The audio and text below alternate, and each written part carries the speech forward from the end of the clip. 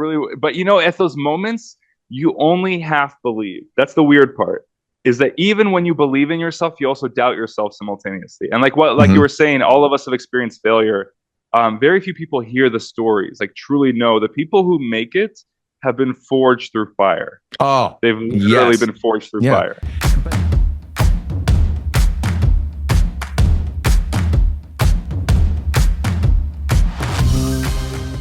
Have you ever dreamed or wanted to step into the shoes or the suit of one of the most iconic villains in cinematic history?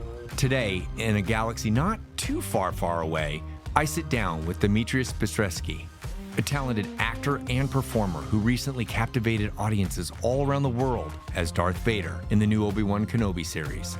His path from immigrating to Spokane, Washington at the age of 2 from Ukraine, having to learn English as a second language, being nationally humiliated as a contestant on So You Think You Can Dance, to uprooting his life to chase a career in Hollywood.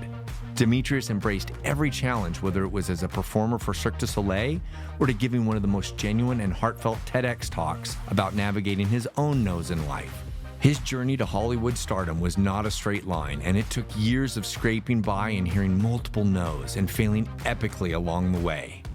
So get ready for an inspiring and cinematic ride as Dmitrious Bistrevsky shares his story to eventually landing the role as Darth Vader, proving persistence and passion can truly shape your destiny on this episode of Navigating No. Hey, Dmitrious, thank you so much. I wore this shirt specifically for you. Even though I'm an uber Star Wars fan, and I know for a fact that I'm older than you are, and I was born in '77, so it was like a big emotional thing. To have you on this podcast is great, but your message and your journey is what I really want to tap in on, and I just, from the bottom of my heart, thank you so much for joining us today. Thank you for having me. The first thing that I noticed was when you showed me the shirt, I tried to lean over and look over the microphone, Yeah. and then nothing happened. I was like, oh, I can't see. That's an awesome shirt. Thank you. And Yeah, my wife Darth got it for Vader. me. Great shirt. Lord Vader is Yeah, I'm right. happy to be here. I'm happy to be here. And it's funny because you didn't know this, but I trained in clown, in circus clown. And I had a huge obstacle I've had to overcome failure Mhm. because I had a block as an actor and as a clown. I had a block and I had to break through that block. And it was through clown that I broke through it Really? specifically. Yeah. So I know about this topic very well. Okay. Well, and you even did a TEDx talk on it about being Yeah. on You Think You Can Dance, and it's like your message. I watched that video and that TEDx, and I was just like, man, that is the epitome of what we're trying to achieve here, about telling people that you're not alone and to just keep going and never give up. Especially if it's something that you really want to achieve, just keep going, find your way. It might take a long time, but you will eventually get there. And we all are told no and rejected and fail at things all the time. So All your the journey time. is amazing. You and I met here in Spokane. You were here for Lilac City Comic Con, and I was actually giving a panel on Dark Side for Life and why the villains are so much cooler than the good guys. And I came up to you and I introduced myself, and you had a long line of people, by the way, to get autographs. So I felt bad like sneaking in really quick and asking. But I wanted to make sure that it was okay if I could use the Imperial March in the 501st Legion to come on to introduce me for my panel in case you were going to do it. Cause I didn't want to steal the thunder because you are Darth Vader. So I was like, oh. Yeah, that was a cool moment. Actually, hold on one second. I'm going to quickly run and escape this podcast because you just reminded me something. You mentioned the 501st. I've been doing something special for them. I'll tell you at the end, but I had to grab the card. Okay, And then I could that's awesome. show you at the end. But yeah, it was a cool moment, and I was really bummed that I couldn't go to your panel because I couldn't escape. But I really wanted to, because we had just that little moment, but I couldn't have so much time to just sit down, like grab a cup of coffee, talk. Yeah, well, and you're cruising. Like you have your manager, you have everybody pushing you around, and it's like you're there for a reason, and it's like to network with the fans and things. And but I did catch yours, and your panel was amazing because I would suggest anybody who ever goes to a con or a celebration for Star Wars, it's like being able to listen to people and their story and their journey when you're on stage and sharing it. You get so much more from that, and your story and your journey. Just being able to talk and listen was incredible. And then your sword work. was fantastic as well. So I did catch yours, but I tell you what, I am planning on being in Tokyo. Are you going to make it to Celebration in Tokyo? I'm trying. I'm actually trying. It's on my list. I really, really want to go if I can make Okay. it. Okay. Well, I'm submitted. I've been talking with Reed Pop, and I'm like trying to get Dark Side for Life there. And so, and I speak Japanese because I lived and Oh, worked in amazing. Japan. I went to college there, and I would love to do that there. So there is an opportunity for you to see it there. If they, I bet they'll Okay. film it. I bet they would film it if they get me on for sure. Yeah, if you have any connections, I talked to my agent about it. I really want to go. So I spent some time in Japan too, like a total Mhm. of 7 months. I did a Broadway show touring in Uh-huh. Japan. And then also my brother and I shot a documentary in Japan 8 years ago. No We like, way. yeah, yeah. So we went there guerrilla style. We didn't speak Japanese. We didn't know anything about the culture. And it was like my passion project. I just finished off my Broadway tour and I had some extra money and I was like, I really want to do this project. Mhm. So we went to Japan and the concept was, can we make it on Japanese television in 3 months by doing everything the wrong way? Yeah. So our parents moved from Ukraine to America, and they didn't speak the language, and they kind of figured it out, and they had 4 kids, and that was their origin story. And we were Mhm. inspired by this, and we're like, let's go to another country where we don't speak the language. We have our circus skills. This was 8 years ago, so a while back. I was with full time Mhm. circus at the time. So we have our circus skills. Let's figure out a way to do this. So we got a bunch of equipment. We had never shot a documentary before, and we went to Japan, and we spent 3 months just grinding in Osaka, in Tokyo, Yeah. all over the place. And then we filmed it, and I'm hoping to finish the documentary this time around. Oh, I love that. Yeah, yeah. Okay. All right. But I want to be a part of it and I'll film you and you can Please, use me as please, an yes, uke or something like that. I love that. If please. if people are not familiar with Japanese television, it is like wacko. There are Yeah, so many great shows. Like, how do you eat bear paw while sitting upside down in a boat? And it's funny. Their humor is yeah, totally different than ours. And yeah, yeah. I love that top. One of my favorite things was when I was there. There were the gaijin or the foreigner who would come and he would be speaking Japanese or he'd blow people's minds and like I can speak Japanese, right? And it was just always really fun. So I can see that when you were there. I mean, you're almost 6'7", right? You're 6'6.5" or something like that. Yeah, yeah. Okay, when you were Almost. there, did you just stand out? Because I'm 6'1" and everybody, I was looking above everybody. Yeah. And so what I thought was going to happen, I was like, people are going to get blown away. People are going to be super stoked. Yeah. Everyone's going to be friendly. What I found out is that everyone is so polite that they're Hmm. almost intimidated. So I had this like game that I would play in the subway station where I would just pretend to read and watch out of the corner of my eye how many people are looking at me. Hmm. And then I'd just look over at them and make eye contact and they'd be like fumbling paper and everyone would go back to normal. And I would just do this over and over again. And basically, Yeah. if I wasn't looking at someone, everyone would look at me. And the moment I looked up, everyone was like, it's like, yeah, Yeah. it's really, really fun. They Japan's don't a want cool that place. attention. Oh, I Yeah. love it. I went to college in Tokyo, but my Oh, amazing. host family was in Kobe, right by Osaka. Okay. And I love it. And I I love being there, and I'm really looking forward to going back in April. We already have our flights and such, and I'm bringing the whole family. And if we can meet there, I would love it. And I would Hmm. definitely do something fun together. Maybe we could do this live or something as well.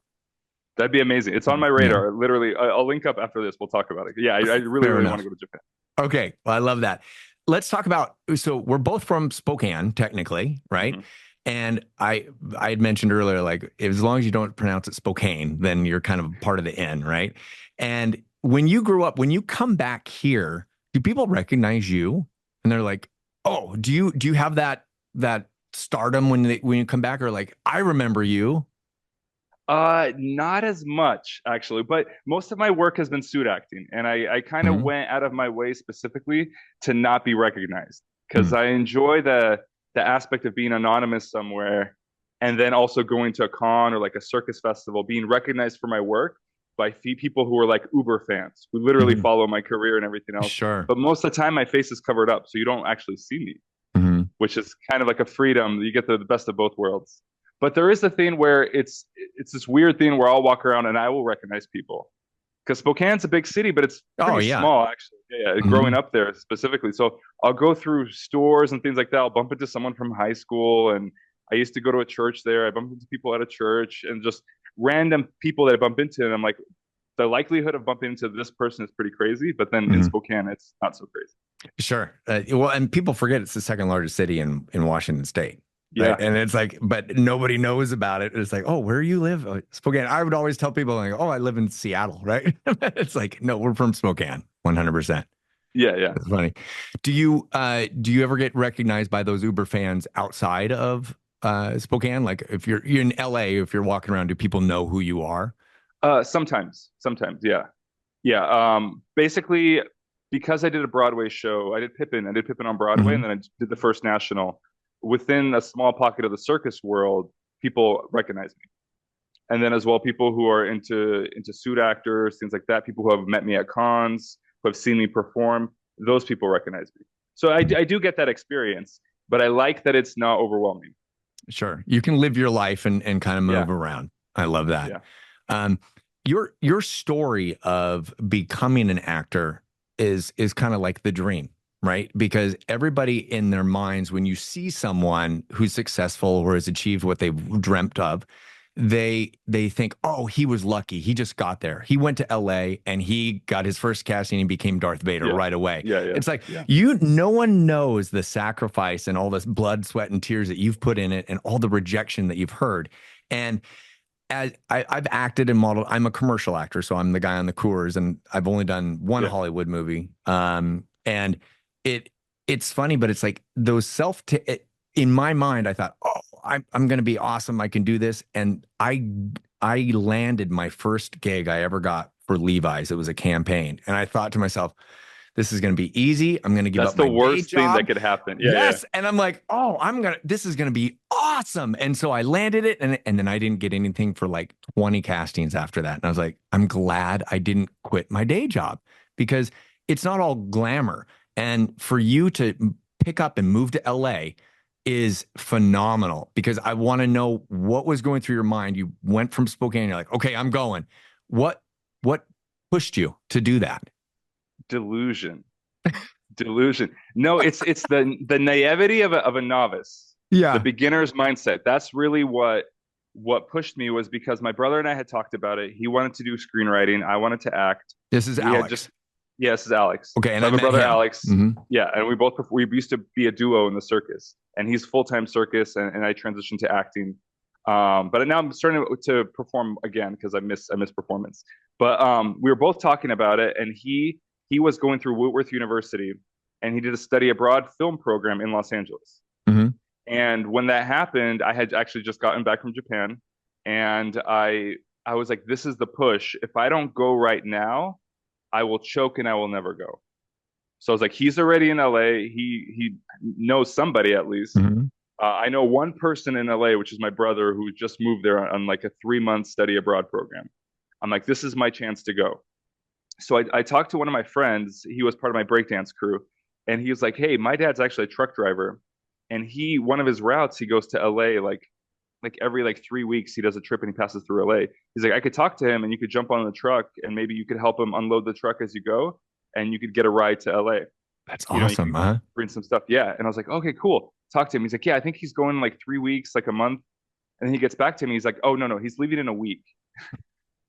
And I was like, okay. This is happening. This is happening now. This is happening. Yeah. Okay. Yeah. And I had a carpet cleaning company in Spokane called Bistrevsky Cleaning LLC. And I was also a gymnastics coach. And I talked to the gym and said, hey, I'm moving to LA to become an actor. And they were super, super supportive. I'd already been gone for a while because I went to Japan for like a month. So they already had a transition of new coaches, covering my classes and everything else. And I said, hey, I'm moving to LA to become an actor. And they were super supportive and they did a fundraiser for me. And then I sold all my equipment. I had just expanded, but I liquidated everything. So I still had about 16 grand in business debt. Because I just bought a bunch of new equipment. I had a van, I had all this other stuff. And I just sold everything dirt cheap, like on Craigslist, bulk sale, sold everything out. So, and then I told my parents, which they were super shocked and not very supportive in the beginning. Because I said, hey, mom, dad, I'm moving to LA to become an actor. I leave in a week. That was kind of the conversation. So I jumped on this truck and I worked my way to Los Angeles, and I had about $1,500 in my pocket. I paid off all my immediate debts, and I had about 16 grand in business debt on my credit card. And then that's what I moved to LA with. And I was like, you know what? I believed in that idea that you move to LA, you get discovered, you walk in a coffee shop, and magic happens. And LA has this 100%. energy. LA and New York both have this energy that anything could happen in any day, right? Hmm. You might accidentally meet someone through conversation. LA has these stories of people just kind of being in the right place at the right time. Being found. Found, yeah, discovered, Hmm. yeah. So I moved there and I didn't know a single person outside my brother. I found an apartment on Craigslist where I slept on a woman's couch, but she had a boyfriend. So I had to pretend like I didn't live there. Sure, So I'd sure. sleep there, and if her boyfriend came over, I'd have to get lost for like a day or two and then come back. Yeah. And but also I'm balling on a budget. I have no money. I get a job as a gymnastics coach. I go to Santa Monica Beach and I start training and start networking. But networking for me was like, hey, do you know any actors? Do you know any people who do stunts? And Do you know anyone everybody who was does? there except the stunts, right? Everybody's an actor there. Well, everyone's an actor there, yeah. But gradually, but it was also like just the most like I didn't have any connections at all. I just had random. Hmm. I would just ask taxi drivers, random people on the streets. I literally had no direction whatsoever. And then gradually I figured out where the stunt people train. And my background was breakdancing in Spokane. Hmm. I was part of a breakdance crew. And I did a little bit of gymnastics and a little bit of theater. So I was like, okay, I'll go through the stunt route because at least I'm good with movements and I Hmm. could kind of get on set, start meeting people and get some direction. So gradually people pointed to where stunt people were training. Then I would go to the gyms and I would train and ask, hey, are you a stunt person? You know, and I was the annoying person. And basically looking back now, I did everything wrong and it shouldn't have worked. Hmm. But gradually you meet the right person, someone takes pity on you, someone is helpful, and gradually you start changing your strategy and moving through things. And then early on, I got recruited into circus school. Like it Hmm. was one of those LA stories. Woman taps me on the shoulder. She's the director of a circus school. She invites me to train there. Both Alex and I trained there, and we fall in love with it. And Wow. I took a whole I took a whole like 3 year detour, and I was like, you know what? I fell in love with circus because it felt like a breakdancing crew, but Hmm. also it was a chance for me to learn more about my body, about movement, about acting, about storytelling. I was like, any tool that I have is better, and that's Well, kind of was the you're starting better. point. You've improved in some way or another Yeah, yeah, along the yeah. line. You've learned something, and isn't that funny that it's like you go with an intent or a goal, and then it can change. I mean, it can change Oh on yeah. like on a snap. And if you're not willing to be able to adapt and pivot, then you might get shut down. And I think the other thing that you're mentioning is that when you were there, you were like, "Well, I just took a chance." It's so hard to get out of Spokane. Right. Like I remember when I left, I told people at my job, and I'm not going to come back to Spokane. Like I'm going to move on and go to college over in Seattle. And to come back, I am so happy to be back. Right. And it's like, it's so neat, but at the same time, it was so hard for me to get out.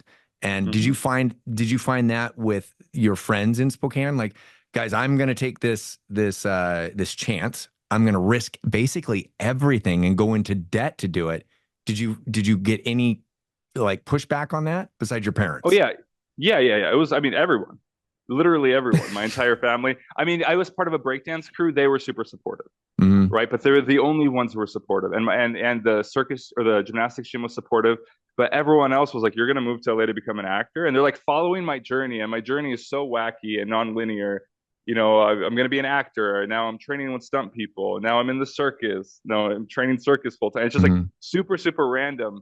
And my brother and I, when we left, we were at this Denny's and we were talking about it was like maybe like 3 months into LA. And LA is a place where like the first year is magical. Like the first year, kind of like your first Levi's gig. Like Sure. stuff kind of aligns in this weird way when you have this intention and this energy moving forward. Hmm. The second year is when reality hits. The second year is where like, okay, I'm paying my bills. How do I pay my car insurance? How do I get to auditions? I need new headshots. Like, this is where the logistics start coming in. In the Hmm. beginning, you have belief and you just go on belief, and that's what's driving you forward. Hmm. And for me, when Alex and I were sitting at a Denny's and we're like, okay, a lot of people that we know who've moved here have already moved back within 3 months. There's a Yeah. huge turnaround, and then within the first year, there's a huge turnaround. Hmm. And we're like, let's make a contract that, and no matter what, we will stay for 5 years. No matter what, we will stay in Los Angeles for 5 years. After 5 years, we'll reevaluate. And we took a Denny's napkin and we wrote a contract. And we said, I, Demetrius, I, Alex, we're going to stay in Los Angeles for 5 years. We both signed it and we put it away. and that was the thing. And it was like symbolically, like when Cortez burnt his ships, Mm-hmm. there were so many times I wanted to go home. There were Uh-huh. so many times because it was not easy at all. It was not Mm-hmm. easy at all. And the more you see the reality of, okay, housing, Spokane is very comfortable in the Mm-hmm. sense that you could work a job and you could pay rent and you could survive. Mm-hmm. In LA, you can't just work one job and pay rent. And you got to You live have with to multiple hustle. people. Yeah. Yeah. There's 5 guys in a 2-bedroom apartment, and that Yeah. was the majority of it. My brother and I lived in a studio together in Koreatown. We had 3 people in the studio, roach-infested studio, and we're paying more for rent in a studio. It doesn't have bedrooms; it's just a giant room and a Mm-hmm. kitchen. And we're paying more for rent than our friends are for 2-bedroom apartments in Spokane, Oh yeah. right? Oh And yeah. and that was the thing was so when we're in this position and we are struggling and everyone's working multiple jobs, hustling everything, and we're looking back at our friends in Spokane and we're like, you have it so easy because Yeah. I come home and get tired and now I'm trying to do an acting class and I'm trying to learn lines and I'm working on my promo and material and trying to build more skills and I'm trying to sleep also and survive. Yeah, my Mm-hmm. brother and I shared one scooter, and we lived in a studio apartment. And we would scoot everywhere on a scooter, and it would take like an hour to hour and a half to get anywhere because Los Angeles Oh, is so big. And you 100, can't take the 100%. freeway. So I'm taking small No, streets. no, So I love this that. was our journey, but we had that promise, and because we had so much blowback from our family, specifically our extended family, who straight up told us, "You're not going to succeed. Mm-hmm. You're stupid to pursue this crazy dream. Realistically, no one succeeds." That's what gave us grit to keep pushing. Mm-hmm. And it felt like after we had told everyone that we're going to succeed and that we're staying for 5 years and everything, it would kill us inside to go home as failures. Oh, yeah. And And believe that me, inspires you. It yeah, motivates you to prove them wrong. Right. And it's almost like I yes. can do this and I believe in myself. And I love that you made a contract with yourself and your brother. And so you owed it to him and you owed it to yourself. Right. And so I think Hmm. that's a big takeaway for people is like make that contract not only with yourself, but align yourself with somebody that you can be that you can put yourself out there and say, we got this together, or I owe you this, right? Yeah. Do you still No, have that 100%. napkin? I don't know. I don't have it personally. I don't think my brother has it either. Oh, But that'd be epic. yeah, it would have been really epic. It really, but at those moments, you only half believe. That's the weird part, is that even when you believe in yourself, you also doubt yourself simultaneously. And like you Hmm. were saying, all of us have experienced failure. Very few people hear the stories, like truly know the people who make it have been forged through fire. Oh, They've literally yes. been forged through Yeah. fire. But it's through that experiences that you're gaining that Yeah. confidence, right? I don't think confidence is a born trait. I think it's No, learned no, from no. failing and losing and being told no and being rejected time and time again. And that gives you the options to, when you get to a certain place, like to adapt or to pivot, Yeah, but then also to take advantage and seize that moment when it does present itself. But yeah. people only see you at this point and they didn't see any of this. Yeah. But like you were saying before, my analogy when I talk to people is you want to think about your goal as a mountain in the distance. You could see it, you could see the mountain, but you could also always veer off. And you always know if you just look up, you could kind of see the direction you need to walk. And if you walk towards that direction, you'll end up at the mountain, inevitably. Mhm. And you might take a detour, you might take a different path. It definitely most likely will not be a linear straight shot to the Yes. mountain. It's going to be this long detour. And for me, the whole circus experience is what made me stand out in Los Angeles. That was the thing. And for me, is when I found circus, I fell in love with circus. In the back of my mind, I was always saying, okay, clown is not acting, but it's at least I'm on stage. I'm in You're front of an getting audience. practice. You're getting I'm getting the practice. repetitions. Yeah. Yeah, any kind of physical skill I learned. I was training contortion and hand balancing and acrobatics, partner acrobatics, trapeze. So everything that I was training, juggling, I was like, it will help me somehow because on my resume I could list extra skills. Sure. If there's ever a role that requires a juggler, I That's could you. say, hey, yeah, I could juggle, yeah. And it's not something that you could learn in 3 months with training with production. It's something you have to put in Mhm. the work. Mhm. So earlier on, we learned that you have to, any kind of skill that set us apart from everyone else. Basically, the biggest shock that we had when we arrived to Los Angeles was one, I wasn't the best in Spokane. I was just probably the craziest, right? Uh-huh. But what I learned was that basically everyone who was the best from whatever city they were from, they were in Spokane at that. I mean, not Spokane, in Los Angeles at the time. The best football player, Mhm. the all-star academic, the drama kid, everyone who was the best at their field ended up in LA. So you're not just competing against random people, you're competing against the best from every country and every state and every city who are Mhm. crazy enough to move there. Mhm. But the people who succeed were not the best, are not the best. I am not the best. Mhm. People who succeed are the craziest. They're the ones who are the most resilient because the best actually are the ones who usually tap out early because they're used to success. And when you're faced with such extreme failure and extreme competition, Mhm. like this, you go into an audition and I see 200 people who are 6'7", white, 6'7", Yeah, yeah. my build, everything, and I'm like, wow, this is and 200 isn't that much because it's 200 in Los Angeles. Yeah. But when you're 5'10", it might be 800 people. Yes, that's a You cattle know, call, and cattle call. Yeah, that yeah, was especially pre-COVID. And yeah, yeah, just yeah. like you, when I did my stints down in LA, and I have agencies, and it was like being there, trying to get from A to B to Y in the same day for multiple castings was like ridiculous. It Hmm. was so difficult to if you didn't have a car, and even if you had a car, you had to pay for a taxi or anything. This is pre Uber, and just getting around was hard. Do you find that you started doing a lot of self tapes now? Is that what you do to currently?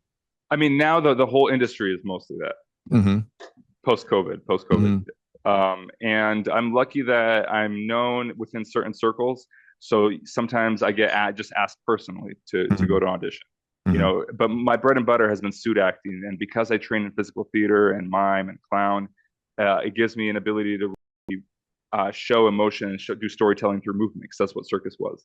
Sure. So it kind of gave me those tools specifically. But yeah, everything's kind of moving towards self tape because it's post COVID, it's so much easier Yeah. for casting especially. 100, and for us driving and paying for an Yeah, Uber. yeah, yeah. Oh, But I that's like, remember I remember using maps, like using physical maps. oh yeah, yes. Like we got our GPS earlier on, but it was still a novelty thing. So we Or were actually using. did you ever print MapQuest out and you printed it Yeah, out and then you yeah, were yeah, the and same thing? you're following turn by turn directions, and then also you have to pay for parking everywhere, Yeah. and parking's minimum $10. Mm-hmm. So, and then you're in the beginning when I didn't have headshots, I would do like the whole Kinko's run where I'd run to Kinko and print headshots. And I'm counting out, and and you're balling on a budget. So you're counting out Mm-hmm. each thing. I'm like, okay, this audition is going to cost me $25. Mm-hmm. I have to print 2 headshots, $1.75 a headshot. This is how much gas is. This is how much time. This is how much parking is. This audition cost me $20. And each audition, it adds up. And Oh yeah, you have to pay for this hobby. 100%. As I was earlier on. Yeah. But I mean, For me, my but biggest. you didn't quit. You just kept going and you stayed resilient because you had that contract with yourself and with your brother. Yeah, yeah. And what my thing was, I trained in clown, and I had these really profound clown workshops. And specifically in clown, the main thing about clown is you embrace failure in the very beginning. So I had this really profound workshop a while back that has really resonated with me. And you start in a room, and all of us are there, and we're sitting in the audience, and two people go behind the curtain, and the prompt is you have to enter and be funny. Mm-hmm. The problem is that when you try to be funny, you're never funny, Mm-hmm. right? It's like this comedy comes from being spontaneous and from not overthinking. And the more you overthink it and pre-plan something, the less funny it is. As an audience member, your job is to boo the person if they're not funny. So literally, you have to boo them and be aggressively boo them. Sure. And they have 15 seconds to try to be funny. And then for 10 seconds, they have to stay on stage and receive the boos. You have to just look at everyone and let them boo at you. And then you go back in line and you do this again. And this was the whole workshop. There's maybe 40 of us there. I think maybe 3 people were funny Mm-hmm. ever in the whole Oh my workshop, in the goodness. whole Yeah, yeah. exercise. I had one moment, and that was I just came out and sang "My Heart Will Go On" from Celine Dion. That's the first thing that came to my mind, and I did that, and that was funny. And then after that, everyone after me tried to mimic it by singing songs from lyrics, Yeah, but it no yeah. longer was funny. Right. Right. And it was just like that moment. And what the whole point of the exercise was that it's okay to fail. Mm-hmm. In fact, the only time, like we called it creating garbage. The only time you could create art and be truly authentic and to be bold is after you've gone through the process of creating garbage and not caring if it's good or not. You just create, because that's your practice. Your practice is failure. And every time you fail, you redirect. Okay, I sang a song that didn't work. Okay, this time I'm going to try to do a handstand. Acrobatics are never funny. And when you're doing a clown workshop, anytime you try to use a skill for your clown, it's a cop out and everyone is going to boo you automatically. Because a regular crowd will appreciate it, but in a room full of aspiring clowns and clowns, it's a cop out. You're just trying to do a trick to impress someone versus actually connecting. So this vulnerability is what taught me to fail, redirect, fail, redirect. You just have a strategy. You throw something on the wall. If it sticks, you go towards that direction. If it doesn't stick, you just keep throwing stuff against the wall. And you keep moving and you keep changing. The fact that you said to adapt is the hugest thing ever, because that honestly, that's the biggest one, is the people who are very, very rigid and are saying, this is the way I'm going to succeed. And that's the only way. Yep. The only way. They will not make it, because it's very rarely do things happen magically, perfectly magic. Usually it's this crazy detour and somehow it loops back to the beginning. And you're like, that's why I went on that journey. Oh, I love that. And you're right. Like this is ironic, but I do handstands when I get on to stage, when I speak to corporate or something like that. And it is so different. And it's such a shock value, but that's because it's around people that don't know me. Right. But if you saw me do it, you'd be like, oh, he's doing a scorpion move and his feet are up over. And it's just like in front of you, it would be different than in front of a different audience. Right. And it's like, for me to get those reps in, and I don't mean just like with the handstand, but being able to fail. And my wife always tells me, she goes, when you speak and you go off script, that's when you're most natural. That's when you're most authentic. And that's when people really lean in and want to hear you and listen to you. And that's when your emotions come out. And it's like, if you're not able to be a ham and make fun of yourself and to go with it and to be able to be rejected, it is so much more difficult. It's like you're going upstream all the time. And it's like, go with the stream sometimes and let it flow and see where it takes you. So on this note, I've been street performing recently. I just started. And it's been an interesting thing because I already have this success in this career. And now it's something that always terrified me before, because street performing is not the same as performing on a stage. On stage, people have bought tickets and they want to see me. On the streets, every single person is a heckler and I'm wasting people's time. Everyone's like going somewhere. You're on a destination and I've like abrupted their schedule to say, hey, look at me, I'm going to do tricks. Right. And it's been such a humbling journey. It's been such a humbling journey because it's one of those things that's very similar to clown, where it took me, and I'm not asking for money, I'm just practicing.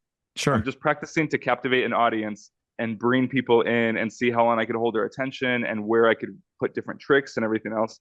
Because it's something that always terrified me. And now that I have some time to focus on it, I'm like, I want to get good at this specific skill. And it's been one of the most humbling things ever, because like I said, everyone's a heckler. If I do this at a convention, everyone is super stoked. Oh, they want you to succeed, right? They want Everybody me to succeed. Wants you They're to already succeed. there. They're already there to see me. They're super stoked. It's something extra and out of the ordinary. Yeah. If I'm on the street, I'm a nobody. And on the street, I'm someone who's wasting their time. Essentially, that's the opening. And it's been very humbling, but I'm now finding the rhythm of it.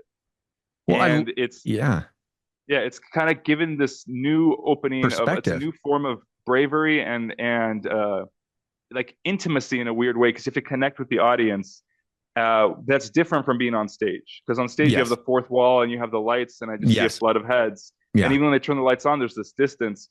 Here I'm a few feet away from someone, and they will heckle me right to my face, 4 feet away from me, or try to overturn my show or my performance. And that has been a very humbling but empowering thing, because once you get over the fear, you get permission to let go and to explore and to go with the flow and see what works. Be creative, be random. Oh, I love that. So, and that kind of takes me back to one of the things I wanted to hit with you, was that when you did a TEDx talk about overcoming the like going above the unknown, right? Like doing, saying yes, don't be to afraid, the unknown. saying yes to the unknown. And right at the very beginning, you hit off where you think you can dance. And you got up there after 3 months of having that, and you got up and you performed, and the judges were just embarrassed for you and they thought you were going to hurt yourself. And I want to tell you that when I saw you stand there and take it, it that resonates with so many people, because what you did, most people are too afraid to, right? And you just, I'm just going to wing it. I'm going to try it. I'm going to put myself out there. The worst thing that can happen is the 3 judges say no. That's the worst thing. And you did. And I love that when you took it, and then it hurt you. You were ashamed and you were like embarrassed and like, dang. And then you went 3 months and then it came out live. And you were revisited again, and you're just like, oh, now all my friends know about it, and it's national and everything. And you put yourself out there. And what I loved about that story, about your TEDx talk, which everyone should watch, by the way, and I'm going to have my kids watch it too, because it's beautiful, Dmitrious. It really is. It really hits home with the fact that it's okay to put yourself out there and take chances. But when you did that, you learned so much, because it opened up new avenues to you. And I love the judge at the end was like, maybe we'll see you in 3 years after you do the twist, right? But it wasn't 3 years later you did this. All of a sudden you became a Hollywood actor. You became Darth Vader, like all of these things, but you maybe never would have gone there. I never would have gone. Right. And you had to fail. You had to experience that and get hit and decide to stand back up. And that's exactly what you did. I'm getting goosebumps thinking about that story, because it's beautiful, because you were like, I was 21. Most adults don't know how to do that. And you were 21 and you were like, let's do it. And I respect that very much. Thank you. Thank you so much. But you're right. You're absolutely right. I had to fail. And that's the thing, that what you learn in clown is you have to fail. You have to fail. There's no other way. In fact, my failures are my biggest successes, because each failure that I did. So I had a very, very crazy story, because then I ended up going to Canada. I auditioned for the best circus school in the world called ENC. It's across the street from Cirque du Soleil. I got in, but I had issues with my visa. I ended up being stranded in Canada, where I had given up my apartment and everything else. I was almost homeless. Like, I couldn't pay for rent anymore. It was my last week in my apartment, and then I had to live on the streets. I ended up auditioning for Cirque du Soleil and getting into their formation program. Very, really crazy story. And that's how I got into Cirque du Soleil. And I realized what the big leagues were like, because I had come from training recreationally circus, where I was training about 18 hours a week. And that seems like a lot. But when you go to Montreal, which is like the circus capital, it's what LA is to acting, Montreal is to circus. And same with Tokyo for karate. It's like karate is headquartered there. That same thing. Yeah. It's like you realize that people are training 8 hours a day. Like 6 to 10 hours a day is the norm, because these are the big leagues. So when I'm training 3 hours a day and I'm like, I'm crushing it, they're like, oh, good, you're at the amateur enthusiast level. This is the next level up. And it's these failures where I see reality. This is the standard. The mountain. And this is where I'm at. Yeah, this is where I'm at. That's what pushed me to lift up my standards. Because at that moment you choose, that's what I said in the beginning, it was delusion. And I use delusion in a positive way. It's the naivety, it's the beginner's belief. It's the fool archetype from Thoreau. It's stepping off into the wilderness, into the unknown. And you have this wish in your heart, and you believe that you could do it, and you go in. But that's before you know anything. And then gradually you learn about the hardship of the wilderness. Oh, I have to make a fire. I have to find my own food. Oh, there's wild animals. There's this stuff. And what that does is it forges you. In the beginning, it's terrifying, because you have this moment of fight or flight, and the instinctual thing is to run away back to safety. I want to go back to Spokane. LA is rough. LA is super rough. It's hard to find genuine connections and friendships in LA, because everyone's so career focused. Everything costs so much. I don't know how I could pay. I don't know how I could go to auditions. There's all this stuff, these logistics of I have to work a job, but I also have to get time off to go to an audition, and that's why I'm here. So you have all these kind of things, and you realize the hardship of it. Yeah. And that's where the 1 year sits in. The 1 year sits in, and you're like, okay, I've been here for a year. Now I know how hard it is. And when you look at how hard it is and reality slaps you in the face, there's that second moment of fight or flight. Do I go home, back to comfort, back to safety? I could get a job coaching again. I could reopen up my janitorial company. I will live comfortably in Spokane. But then in my heart, I will know, in my heart, I would have to ask myself the question of, am I doing my absolute best?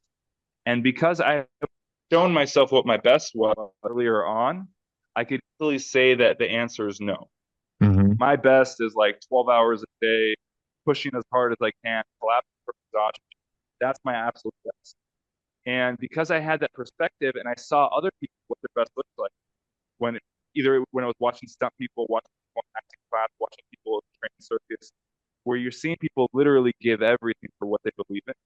That's the resilience that makes people successful. It's like that's what I said before, the crazy people.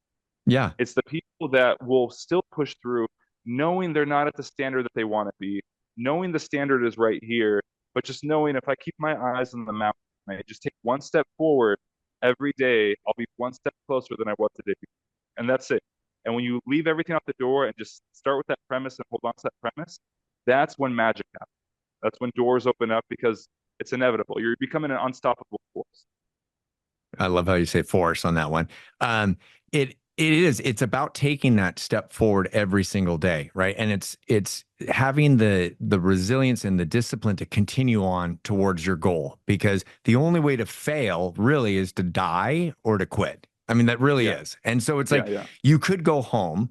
And there were when I moved to Japan, I did not want to leave Japan like some of the other expats and the other exchange students, because I was like, I want to learn Japanese and I want to completely immerse myself.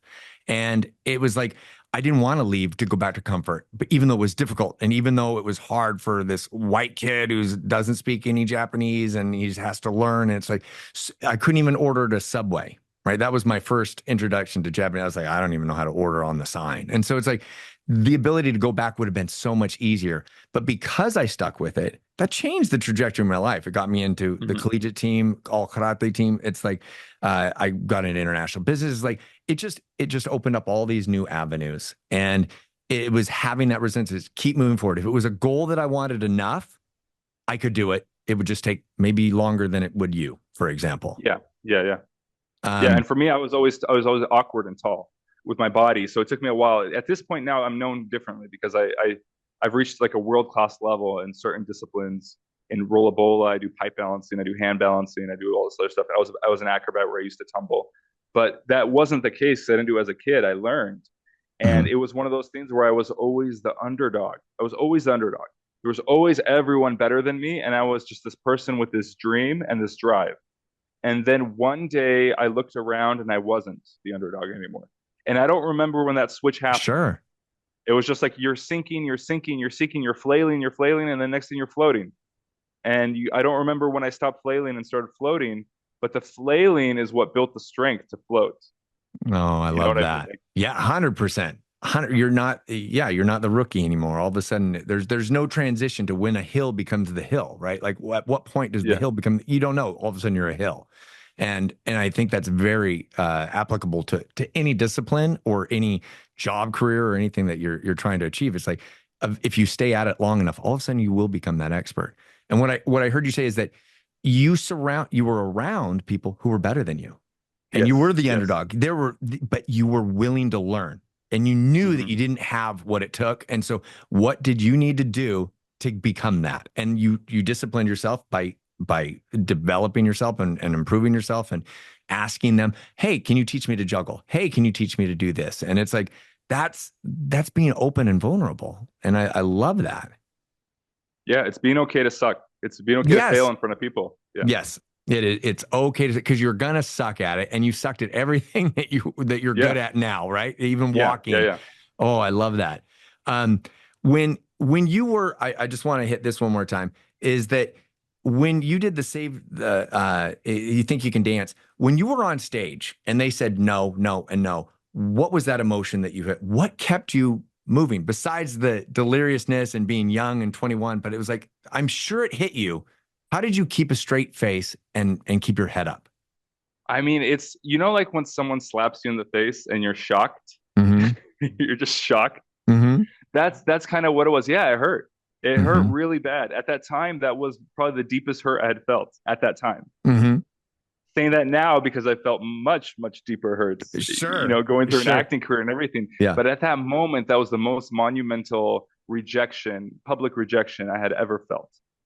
But it was Right? that stepping stone, and that gave It you was, the base, that it was a foundation. catalyst. Yes, that could get you up to the next one, which It was brings the us spark. to 100%. And that kind of brings you along your journey to where I wanted to ask you the next thing is that when I cast, I know that you did this for the Darth Vader part, is that when I do a casting and my wife hates me because she's always like, oh, we have to do a self-tape. Oh, we have to do this, right? And she's like, but we're creative and we try to think outside the box to stand out on the casting, right? And so it's like, what am I going to dance to? What am I going to do to get the director or the producer or somebody to see it, the casting director to see it? And when you cast for Vader, you didn't know you were going to go for Vader. Well, you kind of knew, right? But it was like you went above and beyond and you went and got a suit and your friend was Baxter. What's his name? David Baxter. Yeah. David Baxter. One of the producers of Legion M. And it's his suit. He's like, his suit. And so you went above and beyond just to stand out. You took that little bit of effort to do it, to be seen a little bit easier. And I've always done that. And so can you kind of go through your journey of going for the role of Vader? Yeah, I'll first start with this. So everyone wants to succeed. That's the thing. So basically, you're going to place, everyone wants to succeed. Everyone is doing their best. Your best has to be a little bit better than everyone else's best, right? And that's the thing of how do I stand out differently? How do I do something else? So I had a feeling that I had kind of heard through the grapevine that there was a project coming out through Disney, and it was a Star Wars project, and there's going to be an iconic character. And because I'd done suit work, people were just like, hey, just heads up, let your agent know there might be something in the wind. Kind of, that was the conversation. No one specifically said what the role was, but I had a feeling. I was like, this feels like Darth Vader. And when I got the audition for it, it was the stunt coordinator contacted me, and he said, hey, there's a suit acting role that's coming up. I'm the stunt coordinator. We're looking for someone who's a suit actor who moves well. You're going to be in a suit. You're going to in a suit of armor. It takes place in space. It fights with a sword. That's kind of as much as I could give you. And we were looking for a specific movement, a specific type of walk and everything else. So that was the description. And for me, when he told me that, I was like, that's Darth Vader. Sure. That's 100% Vader. But I didn't know. There's lots of sci-fi projects. Sure. There's lots of sci-fi projects. It could have been Dune. It could have been Dune or another Star Trek, right? Yeah, or anything. So at that moment, I was like, okay, I'm going to shoot my shot. And that was the thing is like, and I'm at the point now where I've already been fortified. I don't care about public humiliation at this point. At this point, I'm okay. Like if I do my best, then I could go to sleep and say, hey, that was my best. And that's the validation, not the success. The success isn't the validation. The validation is internal from I showed up for myself and I did something extra and I believed in what I did. So I was like, okay. So I had done a short film before and I had used David Baxter's suit for a short film where I played Darth Vader. My friend, who was my roommate at the time, he's a VFX artist for Barnstorm. So we had done this Vader with a GoPro 2 short film. It's on YouTube, where I play Darth Vader and he plays this Jedi and he's wearing a GoPro and he's using all these force powers to kill stormtroopers and everything else. Really, really cool. So I asked him, I was like, hey, can you help me shoot the self-tape? I'm like, I think it's Darth Vader. It's a big deal. He knew a lot more about Star Wars than I did. And we had already shot something as Darth Vader. So he did the VFX for it. He helped me shoot it. He helped me edit. We borrowed the suit. We added real VFX. We added dialogue from Rogue One. We reshot some scenes from Rogue One. We added some movement from A New Hope and from the other original Star Wars movies. And we just shot like this promo package for Darth Vader, anticipating that it was Darth Vader. Yeah. And then I put my agent's info and I send it out and I hear nothing. Crickets. This was around like end of October, beginning of November. So Thanksgiving rolls by. Yeah, the holidays. Go through holidays. Yeah, we roll through the holidays. Christmas rolls by. Do you start to think yourself like, oh, I did something wrong, or maybe I should have moved that? Yeah, in the beginning yourself. The first week you're like excited because you're waiting for the response. And the second week you're excited, but now you're starting to build a defense.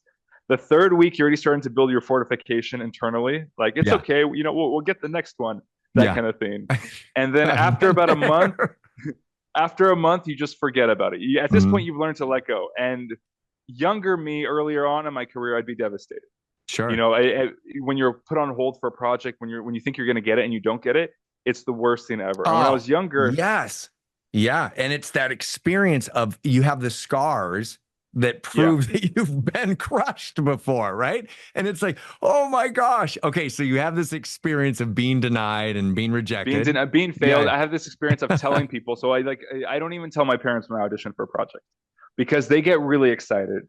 And then when the 3 weeks month rolls in and I know that I didn't get it, they'll be like, "Hey, what happened to that role? Did you get it? Did you hear anything back?" And it's like an extra little stab. They don't Yeah. realize Yeah. it, but for Yeah. me, it's Yeah. like this extra little stab. So I only tell people already when I'm avail or Yeah. on Yeah. Yeah. hold, or Yeah. I don't even tell people about callbacks. They just kind of keep on going until, because that's kind of the defense that you build up as an actor. Well, and So a month goes. not only that, but it's like you could book it and you could show up and it never gets aired. Like it Yeah, never gets yeah, yeah. aired. So it's like even if you land something, sometimes it's not until it's in the bag and it's filmed and it's out. That's the hard part. Yeah, my first movie was Night at the Museum, and I had a scene with Ben Stiller, Night at the Museum 3, and I was a Greek statue. I was doing motion capture for it. I had a fight with Ben Stiller. We had this wrestle moment. We had this whole scene that we shot in the Greek room, Greek statue room, and I told all of my friends. My first movie. I told everyone, go to the movie theaters, take a picture of my name in the credits. I did it. I succeeded. I did it. I made it. I made my first project. Yeah. And what happened was I had this flood of text messages for 2 weeks of like, "Hey, I just saw the movie. I didn't see your name in the credits. What scene were you in?" My whole scene got cut. My Oh. entire scene got cut. There Oh. was only I'm on there for like 3 seconds waving. There's one little moment where I'm waving as a statue, and you don't even know it's me. And I'm not even credited. I'm uncredited. Yeah. Yeah. Yeah. Right? And I had told all of my friends, all of my family, first big project. I had filmed for 3 weeks in Yeah. Vancouver. You met Super Ben stoked. Stiller. Right. Ben Stiller, I got to rehearse at Ben Stiller's house. We had a fight scene. It was, this whole thing. They did a whole casting in Canada to find someone who could do a specific sweep. They couldn't find someone locally, so they brought me in from Los Angeles. It's a little bit harder to work in Canada unless you have special skills where they really need you. So it was a huge, huge deal for me. Big milestone. Told everyone. That was another little wave of humiliation of just, "Hey, yeah, I watched. You get phone calls. Yeah, I saw the movie. I didn't see your name in the credits." And I was like, my Yeah. entire scene got cut Yeah. after building it up. Yeah. So basically, I have that defense now. Yeah. You're not A month alone. goes I by. have many SAG commercials that never went live, but continue. And you tell everyone, yeah. So Yeah. you learn not to tell people. You learn to keep it within, like, only your small group of supportive friends know what you're auditioning for, but they also know Yeah. the journey. They're not so, like, I'm on avail for a project. I'm like, cool, I'll put it in my calendar. Yeah. But the moment I'm on set and I'm done and I've booked it, that's when I get excited. Sure. Because avail doesn't mean anything. It just, it's a thing in my schedule. But so yeah, basically a month goes by and I'm like, okay, I already built the defenses. I'm like, okay, I didn't get this one. Maybe it was Star Trek. Maybe it was another sci-fi project. And I shot a Darth Vader audition tape and I sent it to them, 100% Darth Vader, and it's not me. That's okay. But I'm slightly embarrassed, but I'm also happy and proud of myself. That's a big one, is the internal validation of like going the extra mile and doing something I believed in and responding to this action, to this belief, versus just being generic. So I was like, okay. And then about a month and a half, it was the start of January, my agent contacts me and she's like, "Hey, nondescript Disney show, you're auditioning for this general character." And I'm reading the script and I'm like, it's a whole fake character that they wrote. It's not the actual script. The fake character they wrote, but I'm like, this feels like Darth Vader. This feels like Darth Vader. I'm like, we're back. So I immediately, You're not out of the running. Yeah, I start doing my analysis and breakdown of the character, and I start shaping my audition as if it was Darth Vader. But because I'm not in the suit, there's a lot of limitations that I have to play as Darth Vader without being Darth Vader. You know what I mean? So we started auditioning, and there was the callbacks, and there was, I think, 4 callbacks. This was during COVID, so we were all Zoom. This was the first start of my Zoom auditioning process. Yeah. Now it's a thing. Now it's a full thing. Now everyone had to get their own kit, their own filming kit, and their own lights and everything else. But yeah, so I go through this process, and then after that, I get invited to an in-person audition and that's to try on the suit. And even then, this is after 4 Zoom auditions, I still don't have the role. Mm-hmm. I'm in person. What they were looking for specifically was they were trying to pay homage to David Prowse and match the walk of David Prowse, but also modernize it. Mm-hmm. So there was like the modern Darth Vader of what's been depicted in video games and animated series. There's the old Darth Vader, and we're fusing the two together. And when we were doing this walk, I had this I told us in my panel, but basically I had this old knee injury that I had from circus. I dislocated my knee numerous times and had scar tissue, and I would compensate a little bit on my left hip. And I was aware of it, and mostly I could isolate my hip. I could make the hip joint grind in place. Doesn't feel good. Yeah. But it prevents me from having a limp, and I could kind of go through doing different roles and things like that, and it's never been an issue. Even for mocap, sometimes they'll see it and I could isolate it and kind of control it the way that I can with all my knowledge of my own body. When I was there, Deborah started noticing, Deborah Chow, the director, the box, she noticed it would wiggle sometimes when I'd walk.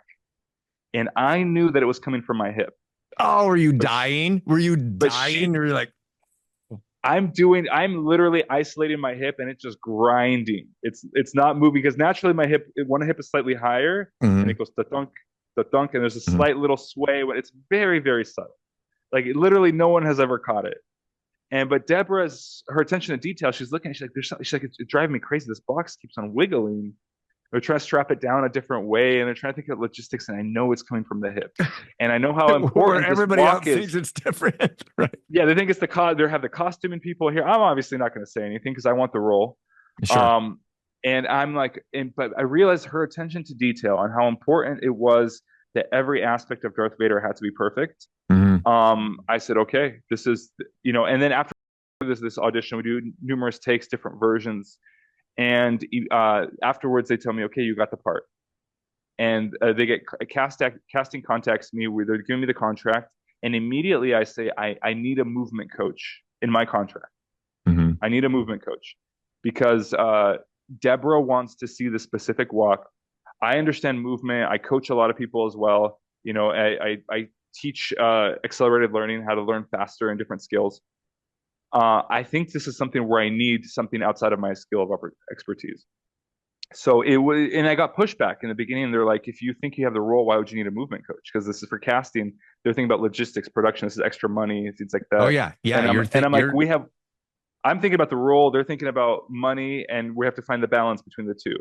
And so I was talking to the producer, and I said, we haven't seen Darth Vader on screen, live action Darth Vader. We've only had a minute and a half of Darth Vader in the last 30 years, 30 plus years, right? There's been a total of a little bit in Revenge of the Sith and a little bit in Rogue One. That's the only Darth Vader we've seen. I was like, we have a chance to bring back Darth Vader.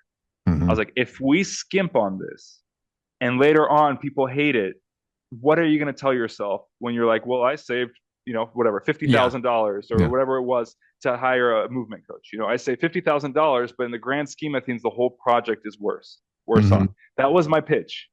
So basically, not only did they said no in the beginning, I had to push back and negotiate for me to get a movement coach in my contract.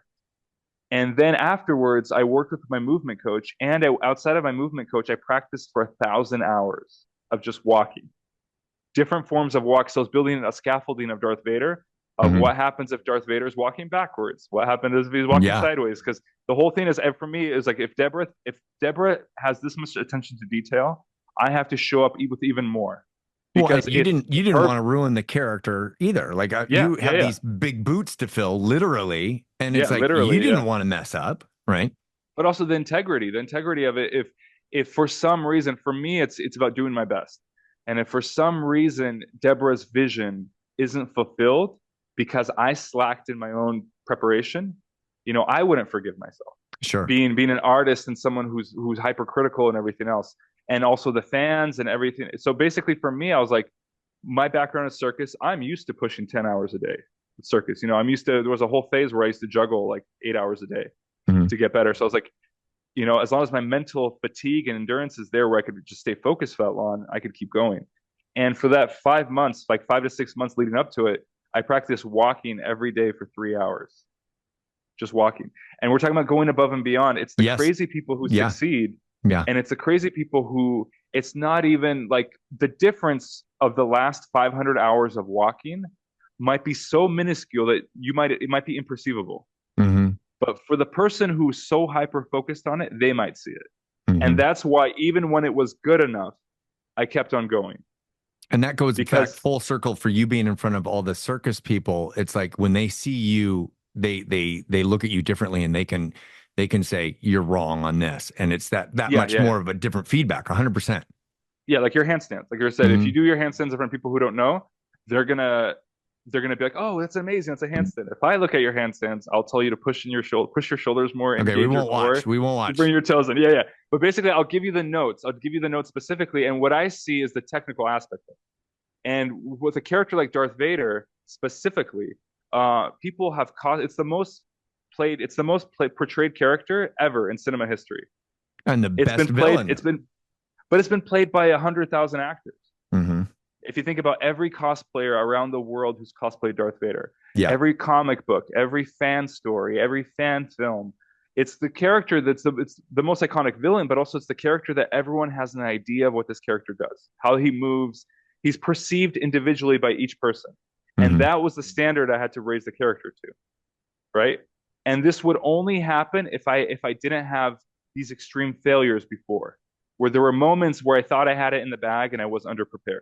Hmm. And then you have egg on your face, so you think you could dance was one of them. Hmm. Where you have these moments where you said, I wish I did more in my prep. I wish I did more. I wish I changed this. I wish I had done that. I wish I'd known this. I wish I'd taken this more seriously.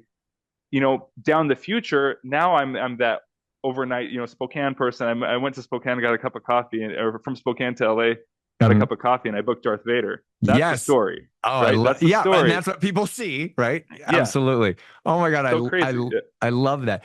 When before Vader may be that, but who? So my cousin, he does small creatures for like Boba Fett and Ahsoka, and he's based in Vegas, Franny Marujo, and he's like, oh, I love these. And New Hope did so much for me with creatures. I mean, it completely, he loves Star Wars just because of these creatures and these villains and Yeah. such. And the same with me. I still get goosebumps and emotions when I hear the Imperial March or I see Darth Vader, or I'm one of those people that it's like, I have an image of what Darth Vader should be. And you nailed that, number one. Thank you.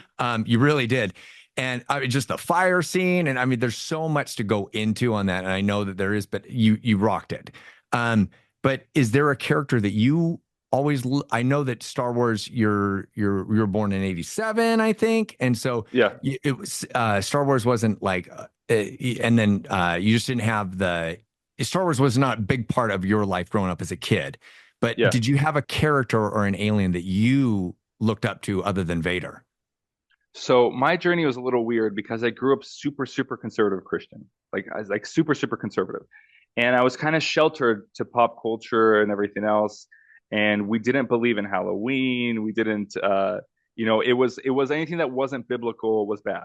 Mm-hmm. That was kind of my upbringing. So I was really obsessed with ninjas when I was younger, really younger, like This 18. is I was why like, we get along, because I wanted to be a ninja. Like so 100%. when I was in Japan, and in the Japanese documentary, there's a moment like, for a week where I dressed up as a ninja and I called myself the really tall ninja, and I ran around the streets of Osaka and in Tokyo and everything doing ninja stuff. So Oh, foreshadowing. I But yeah, cannot wait. I love ninjas. I love ninjas so much, and I love Japan too, which is why I've been to Japan so many times. And when I was 18, I used to have a ninja costume, and I had like a grappling hook and a rappel from the roof of my house, and like super super into ninjas. Earlier I on, think when I that was moved, a Spokane thing, honestly, because I used to go to the karate tournaments and the judo tournaments, and they would sell the throwing stars and the dart guns, and like, what kid growing up in the '80s did not love that? yeah, I had all the throwing knives, I had little throwing axes. I worked as a sheet metal apprentice for a little bit, and I learned how to make my own ninja stars using like a thicker gauge of tin and then sharpening them, and I would make ninja stars and I'd throw them at trees. Oh, I love Yeah, you already. Yeah. a whole ninja phase. That was probably the closest thing to a character that I really wanted to play. And then I was also introduced to Darth Vader as an adult around 17, 18, and I fell in love with Darth Vader because Darth Vader was a badass. That Oh, was I it. For me, love it. Darth Vader was that ninja aspect of the all Yes. black and everything Look at else, it. and Is a then the samurai lightsaber. magician. Yeah, essentially Yes. samurai, yeah, sorcerer. Yeah, Well, so it was that Darth Vader was the thing. And then when I moved to Los Angeles, I met Doug Jones, who's a suit mhm, actor. He was the first celebrity that I had met in Los Angeles. And he was the one I had watched this premiere of a short film that he was in called Sudden Death. And my brother, he was like a mentor with my brother's study abroad program. And I got to meet him and I was really excited. And he gave me a big hug and he said, you know what? Just kind of out of the blue, because I was also goofing off and doing like cartwheels and stuff. He's like, you should get into suit acting, and he's like, you're a good build for it. There's different body sizes for it. And he kind of explained to me what it was. And at the time, I still was shy and I liked the fact of hiding behind a mask. mhm, And I was already into circus, so I enjoyed the clown aspect of being behind a makeup, in a costume, in a suit, and you could hide, you could distance yourself, and there's that barrier. And I mhm, liked that aspect of it, and I didn't realize that was a career. And he kind of put that in perspective, and I started looking him up, and I saw the roles that he did, and he was amazing. And his mhm, background was mime and mhm, physical theater. And at the time, I was like, okay, I want to do mime, and that's when I started looking at creatures, and I was like, okay, werewolf was the first one I got to play. It was like in a short film, and I enjoyed the transformation of becoming a werewolf. And then what I found in creature and suit acting was this freedom that didn't exist in regular acting. And it was a mhm. freedom that only I found in clown, which was in clown, whatever the emotion is that you're feeling, in acting, it has to be real and subtle. It's more about subtlety and real expressions, and you're connecting as a person, as an authentic person. In clown, you're this exaggeration of a person. So if you're laughing at a 10. You're Yeah. getting to you go into the extreme ranges of what you would go. Whereas in acting, you're normally somewhere in the middle. In clown, you go to the extremes. And what I found in creature acting, that you got to go as far into the extreme as you wanted to go. The further you went into creature, the better it was. The Oh, that's more weird, the awesome. more snarly, the more growling, the more Yeah. drooling, the more you add your other senses, everything else, the more you put into it, the better the creature becomes. There was never too much. In the Oh, I beginning, when I was love that. acting, my background was clown, so everything was too much and over the top, and I had to learn how to dial things down. Mhm. But in creature, there was no dialing it down because you were never doing too much, and I love that freedom of it because you just got to be weird and Yeah. as weird as you wanted to be, and it was empowering to just do whatever, and But you that's what I had the fell in love with it. reps. You had the reps to be able to do that too. And you were able to Yeah, transition careers yeah, of being able to do that. I love that. I do want to ask you what I think I've heard you say that one of a similar or a more recent no for you was when you were Vader and you had landed the job, you started training with sword because you yeah, wanted to use the lightsaber. And you were told you can't because you were a liability. Maybe you could hurt yourself with your knee, or there was a skill set that was missing. And it was like, how did that make you feel to be told, sorry, man, you can't be all a Vader, but you can be a third of Vader? yeah. So for me, I was really, really deep in the lore. Mm-hmm. I had to immerse myself in the character. I went really far into character. So for me, I was reading the Sith lore and everything else. And when they told me I couldn't train sword, they told Anakin that he couldn't become a master.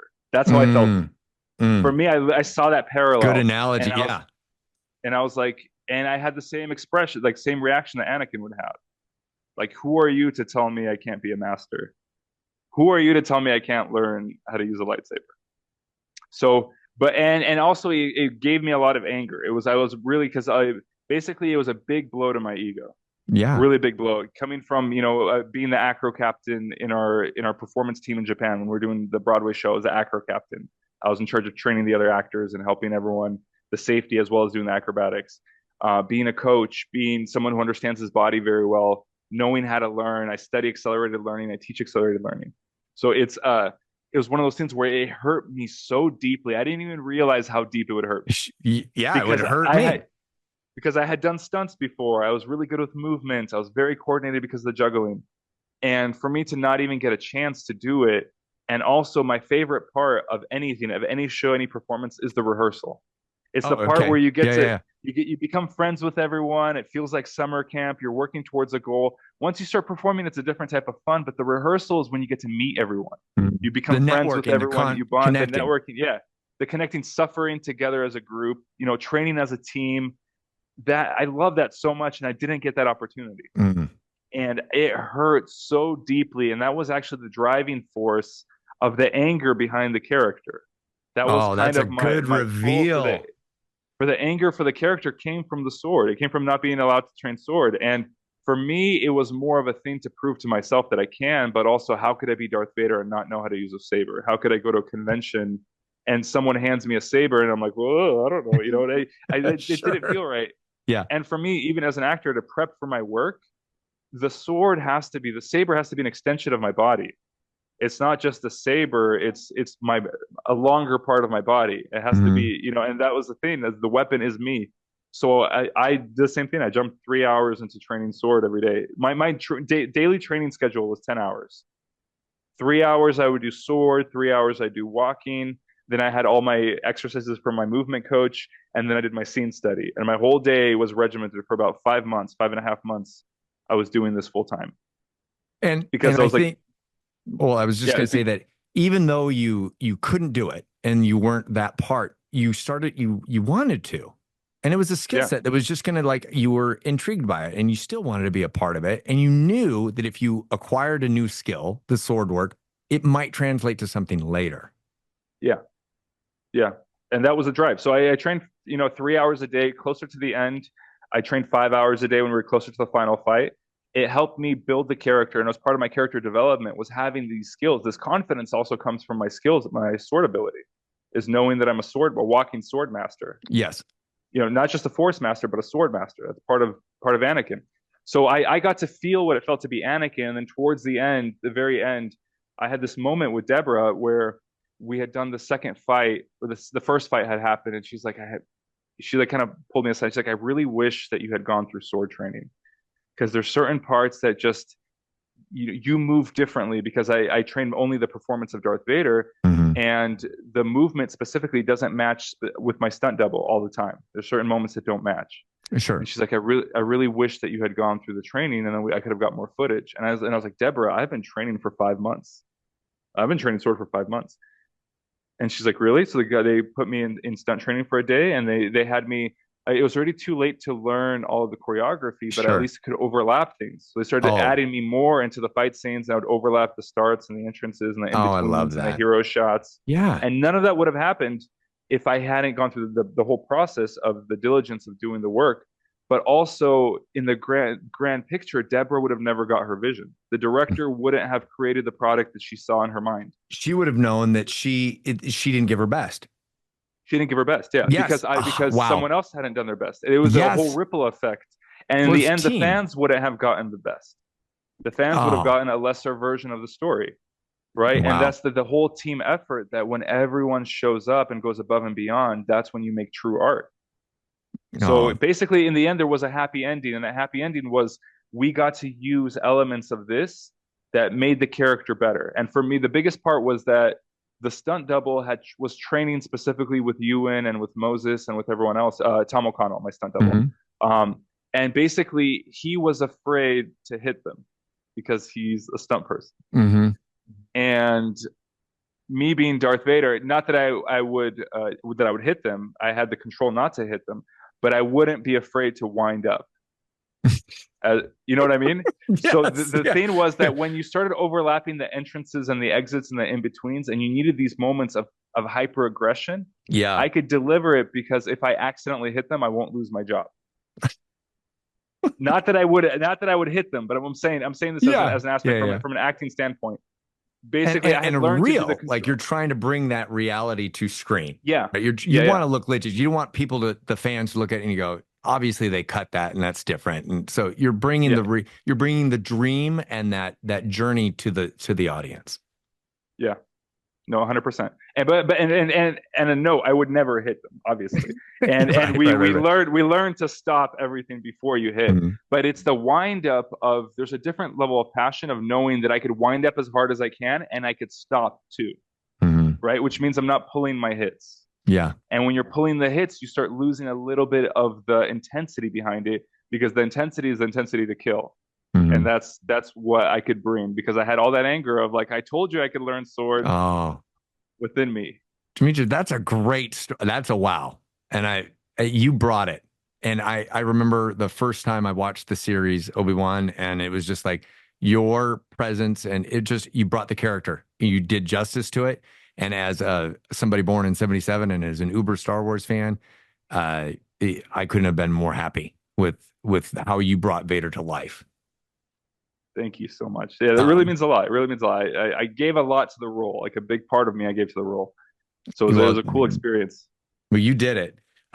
If you were to meet your past self back here in Spokane when you were a kid and you were to meet yourself and you were to say one thing on how to overcome rejection, failure, and self-doubt, what would that one thing be that you would tell yourself? So in a sci-fi kind of way, if I would tell anything, it would change my lifeline and I would never play Darth Vader. Like the journey had to be experienced as it was. But if there was one thing, when I was a kid, basically I was born in Ukraine. I grew up in the States. I grew up speaking Russian first before I spoke English. I had an accent when I was younger, and I went through ESL to learn how to not speak with an accent. I was always self-conscious about reading out loud in front of people and things like that. And the biggest thing was I lacked self-confidence, and that self-confidence was the fear of failure. So basically, what I would tell myself is just fail faster. That would be the biggest thing, because the failure is what shaped me. And now at this point in my life, I've embraced failure completely. And if I fail, I fail, but I learn, and if I don't learn, I get redirected. I know that that's not the way, and I should go this way. And when I was younger, if I had failed faster, and I was so afraid of failure, I was afraid to express my own dreams. I wanted to be an actor as a kid, but I would never say that out loud to anybody because I was such a shy kid, can't even read, afraid to be in front of an audience, everything else. I am not that person anymore. Now I'm street performing, learning this resilience just to have this skill because I used to be afraid of it. And it was redirected now that when I'm afraid of something, I attack it head on to understand it. So then I stop being afraid. Whereas I used to cower from something that I was afraid of. And anytime my comfort zone was being pushed, I would close off. And that's the thing I would tell myself, my younger self, is to just put yourself out there and just fail because like people tell you this when you're in high school, super self-conscious in high school, got my growth spurt, super awkward, trying to make friends. And adults tell you, no one's going to remember who you were in high school when you're an adult. But in high school, even when you hear that, you're like, this is the end of the world. The end of the world. Yes. The end of the world. Literally, I wore there's a stain on my shirt for school picture. It's going to be in the yearbook. Everyone's going to know. My eyeball. Yeah. 100%. Yeah. And it's literally the end of the world. It's the end of the world. And when you realize, I don't remember almost anybody from high school. You know what I mean? Like, and even in my social circle, I've reconnected with some people now that I went back to Spokane and met them and everything else. But my whole social circles are these pocket social circles all over the world. In Japan, I have a pocket group of friends, different countries in LA and New York and different places. And you realize that your friends are more forgiving. And if they're not forgiving, then they're not your friends. Oh, I love that. I love that. Well, I am glad that you failed enough and that you got the Vader part, because then I wouldn't have met you and I wouldn't have the ability to become a friend in your new social group back in Spokane.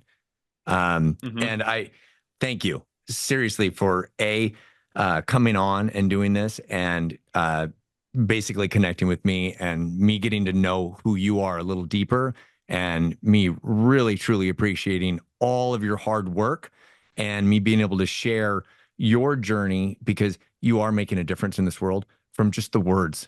And you talked about circus and memeing.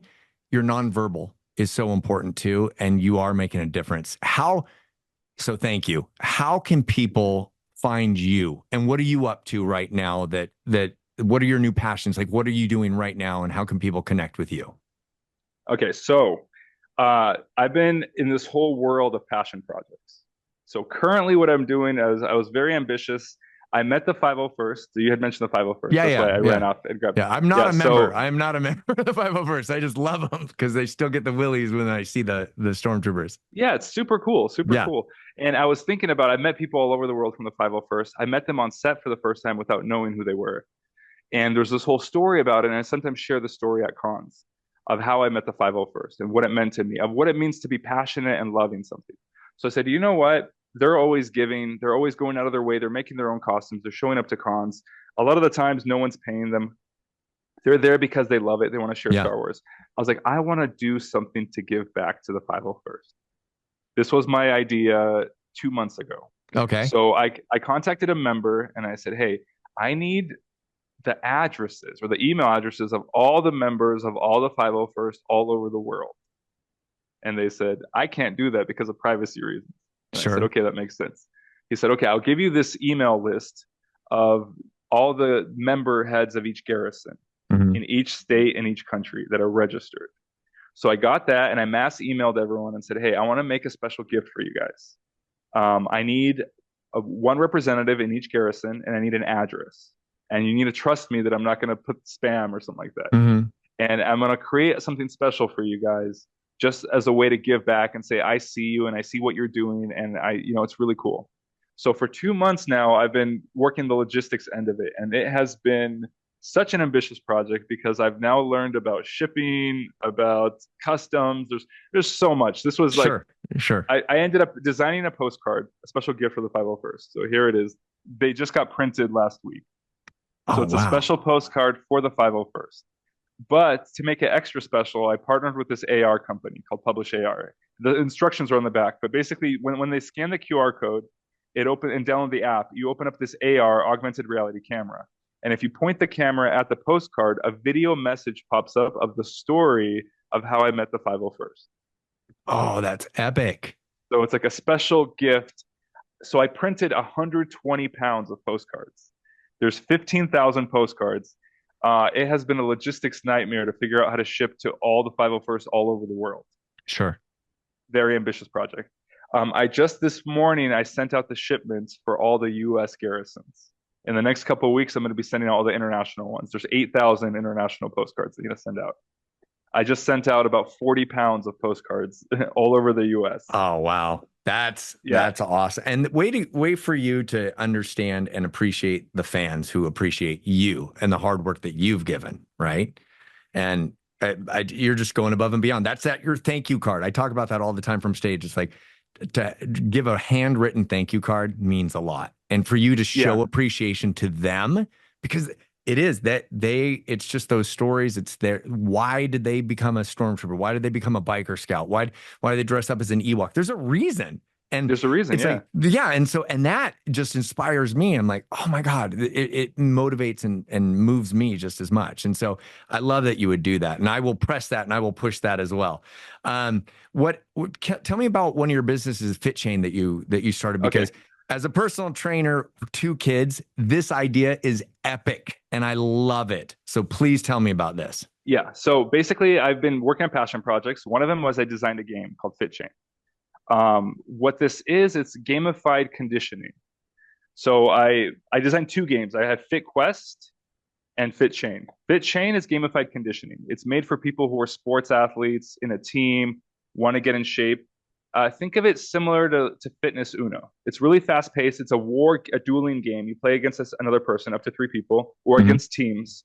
What you do is you have cards. There's a whole strategy in it, and you're playing cards against each other. The whole point is you're trying to make the other person work out, and you're trying to avoid working out by using strategy. And it's the cards are basically color coordinated, and it's an exercise and a value. And you're building a chain. So if someone has a 3 or a push-up, you have to match it with a 3 or a push-up. So I have a 2 and a push-up, I can match it with a 3. And you build a chain, but you only have 5 cards in your hand. So the person who can't play the card has to do all the workout. What it does is it's a really fun way. What I found is when I introduced it to a bunch of different teams, gymnastics teams and martial arts teams, they started playing for fun and they get really competitive and they want to play again. And the hardest part as a coach is to get people to condition. Flexibility and conditioning are the 2 hardest things to get people to do on their free time. And sometimes you don't have time in your class to teach them this. And the idea is that you play this game for fun. And if you play once or twice, once a day, twice a day, basically you'll get better at any sport. It's based on a 1960s workout of the foundational, most important exercises that you need to be good at something. Now, and then what I did was I added progressions to it. So there's 3 levels within the game. With the same exact game, there's 3 levels. The first level is modified. So if it's instead of a push-up, it's like a push-up on your knees. So anyone could start off at any skill level. Second level is a standard game. Third level is the advanced version, which everyone has has an additional rep for every exercise. Hmm. So it doubles it each level doubles how difficult it is. And then there's an elite version of the game. The idea is you could play the game and you could go from an absolute novice to Cirque du Soleil level Olympian in fitness from just playing the game. And as you get stronger and the game becomes easier, you jump the next progression level. So it's a tool both for like parents who homeschool or for coaches or for even athletes who want to get Hmm. better at their own discipline. Basically, they could just play this game and they'll get better physically for the game. Basically Well, for any game. yeah, and you think about where social media is going, it's like stay busy with a game versus on your phone and just looking at it, scrolling, right? It's like Yeah. getting people to actually have fun doing the workout is so much more memorable. And it's like the workout sucks, but it's like if you can have fun and work out at the same time, that's it. Especially with kids who are so malleable and you can like Yeah. train and say, you know what, if you start off now, it'll be easier later. And I love that idea. Do you want to talk about that really quick? Like, where are you at in that? When can we find Yeah. that? So I'm going to do another little plug for it. So basically, if you think about the car, I mean, roughly we're planning to sell it for $20 for 19.99, and it's a card game that you play with another person. And I've developed a prototype app to make a single player version of this game as well as an app.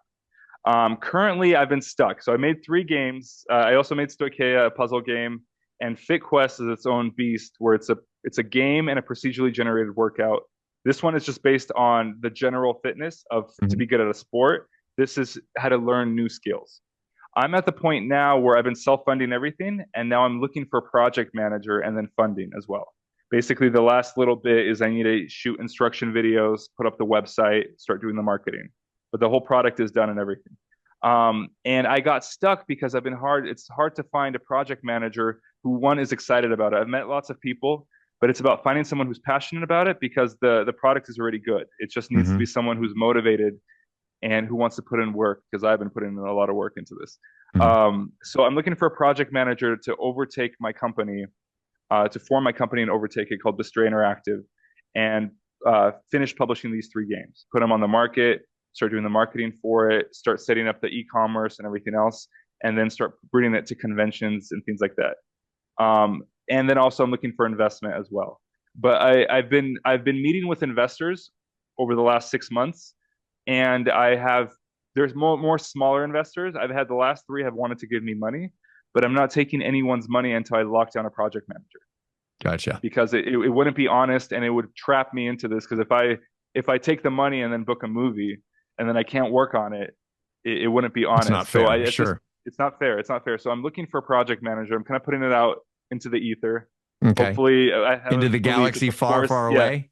the Oh my force has God, I a way love of it. uniting us, and if the right person hears it or knows the right person, pass the information along. It's already almost there. We just need someone to jump in and take it through the home stretch. Well, Because as my schedule becomes crazier now, and I'm thinking about Japan, and I have my documentary and everything else, it's hard to be scatterbrained. So I need a person who's only focused on this project. So that's kind of where I'm at with this.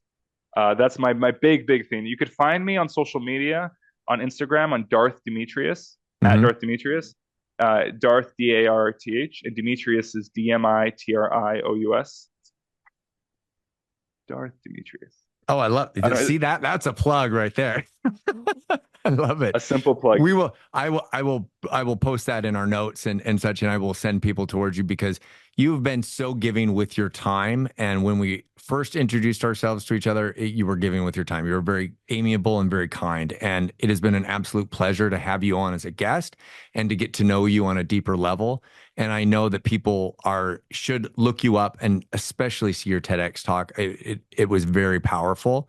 Thank you. And just your message has been overwhelmingly amazing in your journey. And thank you for spending that a little amount of time with me and bringing Darth to the cinema and bringing that emotion out and just doing it justice, man. And thank you for being my friend. And I wish you the best of luck. I want to see you in Tokyo and I want to work with you in the future. And I can't wait to shake your hand again. So thank you so much for coming on and being a guest, Dmitrious. Thank you for having me, Blue. I was really bummed that I didn't get to grab a cup of coffee with you in Spokane, and now I get to grab a cup of coffee with you. It was a great experience. had such a good I time, love and it. I'm honored to call you as my friend. I love that. And I will reach out to you and we will make this happen. Either I'm coming to LA or vice versa. Okay. Japan. Or both go to Japan. Japan. I could Yeah. do both. Yeah. You know, it doesn't matter. Yeah. Thank you so much for your time. You have an awesome day. Make today legendary. Okay. You too. All right, bro. Thanks. Okay. Talk to you later.